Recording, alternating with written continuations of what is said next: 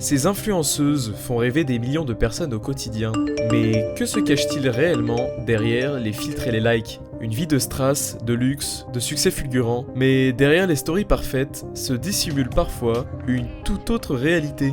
Bienvenue chez Obine, une agence d'influence basée à Los Angeles, fondée par Big Lato, une entrepreneuse autoproclamée visionnaire digitale, mais dont l'influence semble parfois s'arrêter au mur de son bureau. Dans ce reportage, Vibes a mené l'enquête, et ce que nous avons découvert dépasse toutes les limites de l'entendement. Obine, c'est un logo en lettres dorées, une promesse de viralité et une équipe toujours prête à ne rien faire. Dans les locaux, pas de documents, pas de réunions et pas de dossiers, juste des miroirs bien nettoyés, des téléphones dernier cri et des collaboratrices visiblement très occupées à se filmer. La journée type chez Obine est très simple. Arrivé à 11h, commande d'un latte matcha, pause TikTok, 2 selfies, et c'est déjà la fin de la journée. Mais ce qui choque le plus, ce n'est pas ce manque d'activité, c'est leur comportement. Plusieurs témoins parlent d'une arrogance permanente, d'un mépris assumé envers les petites mains de l'immeuble. Hommes de ménage ignorés, agents d'entretien humiliés, et dans un cas précis, un dérapage grave. Comme c'est le cas par exemple de ce jardinier mexicain, que nous appellerons Carlos pour des raisons d'anonymat. À 52 ans, Carlos travaillait en tant que jardinier à l'Event Agency, dont les bureaux sont voisins à ceux de Obine. Sa vie aux côtés de Big Lato était un calvaire. Il nous raconte. J'étais en train de travailler l'herbe comme toujours, car je travaille au golf avec Event Agency. Quand cette dame nommée Big Lato est venue et m'a dit que je pouvais au moins parler en anglais, qu'on était à LA et pas à Tacoland, je suis resté sous le choc. Propos racistes, humiliants et désagréables étaient son quotidien. Carlos a malheureusement fini par démissionner quelques jours après. Mais les dérives d'Obine ne s'arrêtent pas là.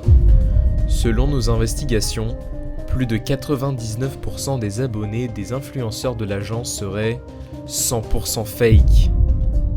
Des comptes fantômes, achetés en ligne pour quelques dollars dans des pays étrangers. Une magouille bien connue dans le milieu musical.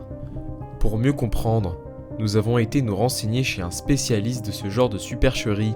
Alors, pour s'acheter des abonnés, c'est très simple.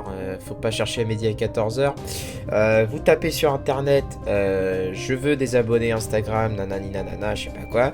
Et vous faites pas avoir, vous allez uniquement sur Followersgram. Followersgram qui est un très bon site que je vous conseille parce que les autres, ça installe des virus et des hentai sur votre truc, je vous le souhaite pas. Donc vous allez sur Followersgram, vous choisissez Instagram, jusqu'à là c'est pas compliqué. Ensuite vous cliquez sur Follower, voir forfait, Premium, vous choisissez comme vous voulez. Mais en fait, c'est des vraies personnes, c'est quoi?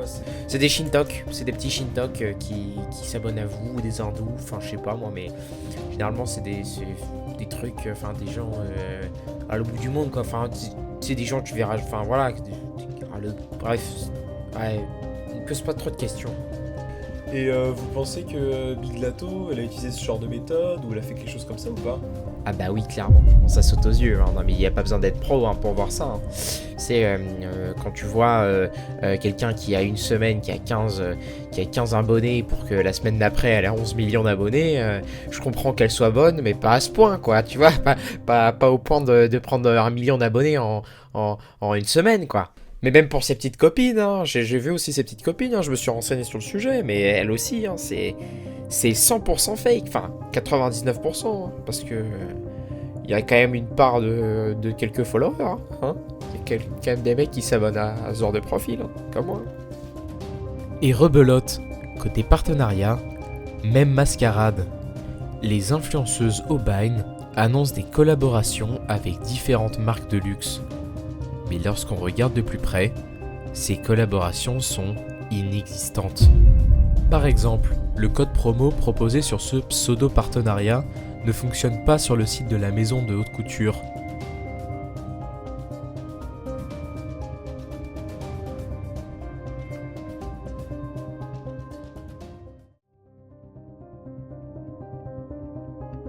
Certaines collections exclusives s'avèrent être de contrefaçon venues de Chine.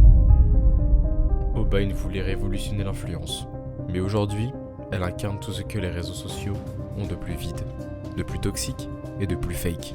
Une illusion digitale construite sur l'arrogance, le mépris et les abonnés achetés. Et malheureusement, pendant qu'elle enchaîne les stories, d'autres nettoient leurs traces.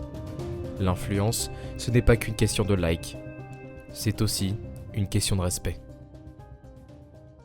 Ce reportage vous a été réalisé par Vibes, le seul média urbain qui ne vend pas de code promo ni de NFT en forme de burger.